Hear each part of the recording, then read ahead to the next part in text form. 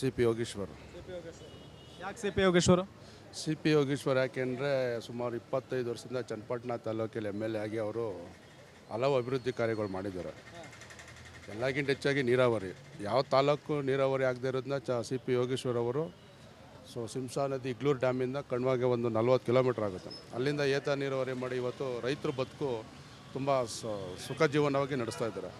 ಜನಗಳೆಲ್ಲ ನಾವೇನು ಮಾಡ್ತಾರೆ ಅಂದರೆ ಯೋಗೇಶ್ವರ್ಗೆ ಈ ಸಲ ಜನ ಬೆಂಬಲಿಸ್ತಾರೆ ಸರ್. ಈಗ ಒಂದು ಮಾತು ಕೇಳಿ ಬರ್ತಿದೆ, ಮೈತ್ರಿಯಿಂದ ಸಿ ಪಿ ಯೋಗೇಶ್ವರ್ ಅವ್ರಿಗೆ ಟಿಕೆಟ್ ಕೊಡಲ್ಲ ಅಂತೆಲ್ಲ ಹೇಳಿ, ಅಕಸ್ಮಾತಾಗಿ ಅವ್ರಿಗೆ ಕೋಪ ಬಂದು ಬಂಡಾಯ ಎದ್ರೆ ಅಥವಾ ಸ್ವತಂತ್ರ ಅಭ್ಯರ್ಥಿಯಾಗಿ ನಿಂತ್ಕೊಂಡ್ರೆ ಏನು ಮಾಡ್ತೀರಾ? ನಾವು ಯೋಗೇಶ್ವರ್ ಎಲ್ಲಿರ್ತೀರೋ ಅಲ್ಲಿ ಇರ್ತೀವಿ ಸರ್. ನಾವು ಯೋಗೇಶ್ವರರು. ಕಾಂಗ್ರೆಸ್ಗೆ ಹೋದರೆ? ಕಾಂಗ್ರೆಸ್ಗೆ ವೋಟ್ ಮಾಡ್ತೀವಿ. ಒಟ್ಟು ನಿಮಗೆ ಯೋಗೇಶ್ವರ್ ಅವ್ರಿಗೆ ಟಿಕೆಟ್ ಕೊಡಲೇಬೇಕು? ಟಿಕೆಟ್ ಕೊಡಲೇಬೇಕು. ಅವ್ರು ಯಾವ ನಿಂತ್ಕೊಂಡು ನಾವು ಯೋಗೇಶ್ವರ್ ಜೊತೆನೇ, ನಾವು ಒಂದು 20 ವರ್ಷದಿಂದ ನಾವು ಅವ್ರ ಜೊತೆನೇ ಇದ್ದೀವಿ. ಅವರ ಒಳ್ಳೆ ಕೆಲಸನ ಮೆಚ್ಚಿ ಅವ್ರು ಎಲ್ಲಿಗಂಡು ರಾಜಕಾರಣ ಮಾಡ್ತಾರೆ ಅವ್ರ ಜೊತೆ ಇರ್ತೀವಿ. ಸರ್ ನಮಸ್ಕಾರ, ನಿಮ್ಮ ಹೆಸರು? ಕುಮಾರ್ ಅಂದ್ಬಿಟ್ಟು.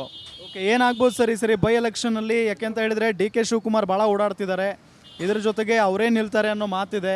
ಜೊತೆಗೆ ಈ ಕಡೆ ಟಿಕೆಟ್ಗಾಗಿ ಸಿಕ್ಕಾಪಟ್ಟೆ ಫೈಟ್ ಮಾಡ್ತಿದ್ದಾರೆ BJP JDSನವರು.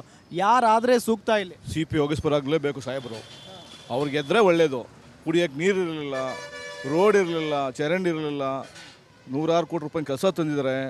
25 ವರ್ಷದ ಗೆದ್ದವರು ಎಮ್ ಎಲ್ ಎಗಳು ಯಾರು ಏನೂ ಮಾಡಲಿಲ್ಲ. ಈಗ ಸಿ ಪಿ ಯೋಗೇಶ್ವರ ಗೆಲ್ತಾರೆ. ಡಿ ಕೆ ಶಿವಕುಮಾರ್ ಮುಂದೆ ದುರಿಯಾಗಿ ಗೆಲ್ತಾರೆ. ಇದು ನಮ್ಮ ಅನಿಸಿಕೆ. ಅಕಸ್ಮಾತಾಗಿ ಸಿ ಪಿ ಯೋಗೇಶ್ವರ್ ಅವ್ರಿಗೆ ಟಿಕೆಟ್ ಸಿಗಲಿಲ್ಲ ಅಂದರೆ ಪಕ್ಷೇತರವಾಗಿ ಗೆಲ್ಲಿಸ್ತೀವಿ. ಅದೇ ಮೊದಲೇ ಟಿ ವಿ ಗುರುತು ನಿಂತಿದ್ರು, ಅದೇ ಟಿ ವಿ ಗುರುತು ನಿಲ್ಲಿಸಿ ಗೆಲ್ತಾರೆ.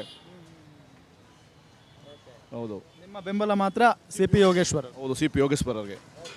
ಏನಾಗ್ಬೋದು ಸರ್, ಯಾರು ಅಭ್ಯರ್ಥಿ ಆದರೆ ಒಳ್ಳೇದಿಲ್ಲ?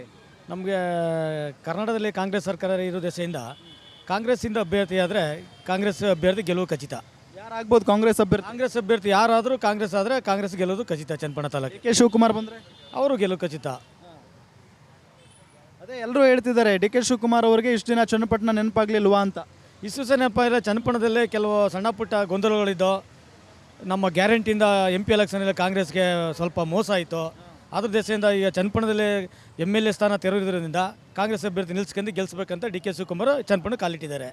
ಮೊದಲು MLAಗಳಿದ್ರು, ನೋಡ್ಕೊತಿದ್ರು.